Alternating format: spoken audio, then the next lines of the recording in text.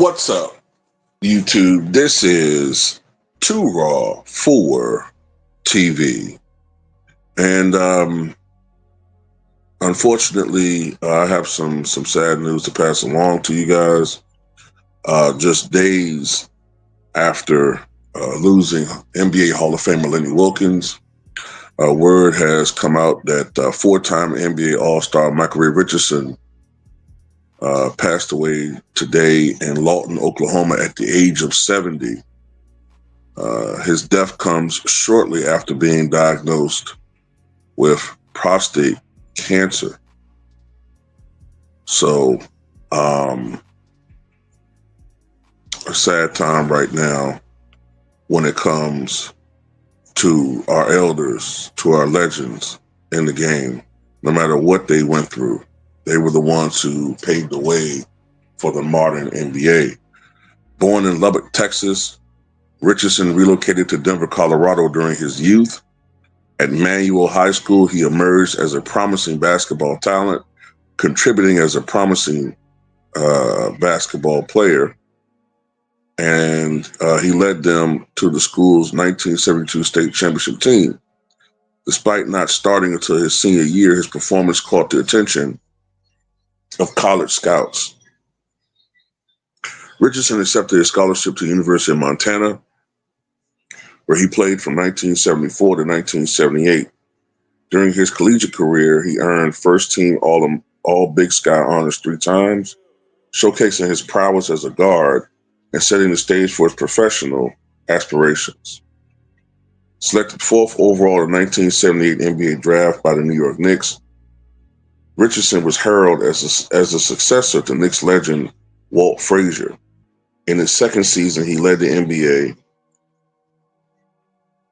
in both assists, 10.1 per game, and steals, 3.2 per game, becoming only the third player in league history to achieve this feat. His tenure with the Knicks was marked by 18 triple-doubles, the second most in franchise history, and 2 All-Star selections. Michael Ray Richardson's descent into substance abuse happened during a time when cocaine use was rampant in the NBA. The late 70s and early 80s was marked by a widespread drug culture that affected numerous players, but Richardson's case was among the most high-profile. He admitted to experimenting with drugs as early as his college years, but it wasn't until he reached the NBA with its fame and pressures that his usage spiraled out of control. According to Richardson himself in multiple reports, the combination of easy access, peer influence, and a lack of structured support contributed to his addiction. His charismatic personality and the nickname Sugar, earned because his game was sweet, masked the deep personal turmoil he was experiencing. As he gained prominence on the court, his life on it became increasingly chaotic. By the early 80s, Richardson was already undergoing treatment for substance abuse.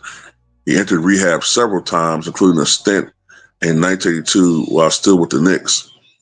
The league and the Knicks organization were aware of his issues, but the infrastructure to truly support players dealing with addiction just wasn't quite there yet.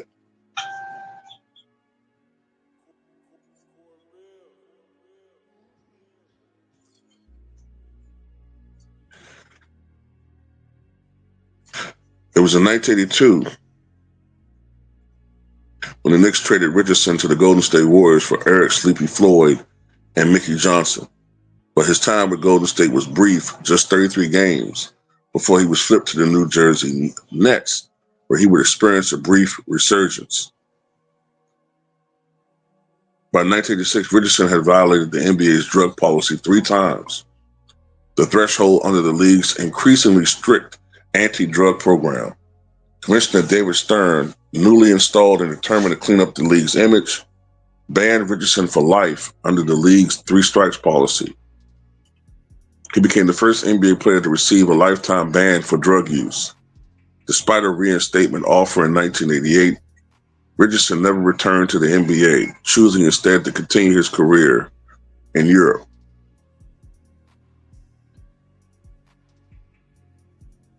Despite the mistakes, Richardson has become an example of redemption. He's spoken openly about his past and has used it as a platform to mentor others, especially young athletes, on the dangers of addiction and the importance of making better life choices.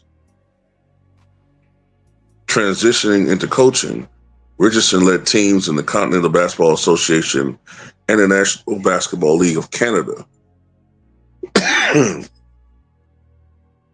and he grew to become a community leader in his elder years, and he is and was an example of personal growth and resiliency and redemption. And 70 years old, 70 years old. Prostate cancer, of course, is a scourge among Black men. For some reason, it's more prevalent in us and oftentimes much more aggressive in us. And for it to have taken him out so quickly, I'm assuming it was possibly a very aggressive form of it. But man, Michael Ray Richardson to me, man, was. I remember he had those comparisons. There were a lot of comparisons between Michael Ray Richardson and Magic Johnson for a little while. You know what I'm saying? I don't think he was quite the offensive player that. Well, I can't even say that. I can't even say that because I think he averaged like 20 points and 8 assists for his career. So, you know, he wasn't as dynamic as Magic Johnson. I'll put you like that. But he was a much, much better defensive player. And, you know, he was a beast. And you often wonder, man, what it would have been like if, say, Mike Ray Richardson didn't have his drug issues and he teamed up with a Bernard King and a young Pat Ewing in the late 80s. You wonder sometimes, man, as a Knicks fan, how that would have worked out because Richardson was still only been in his early 30s when Pat Ewing arrived. So there could have been a couple of years, man, where they could have been true contenders. But, you know, unfortunately for Knicks fans, man, you'll never know. You'll never know, man. But another legend gone, man, and Mike Ray Richardson. Tell me what you guys think.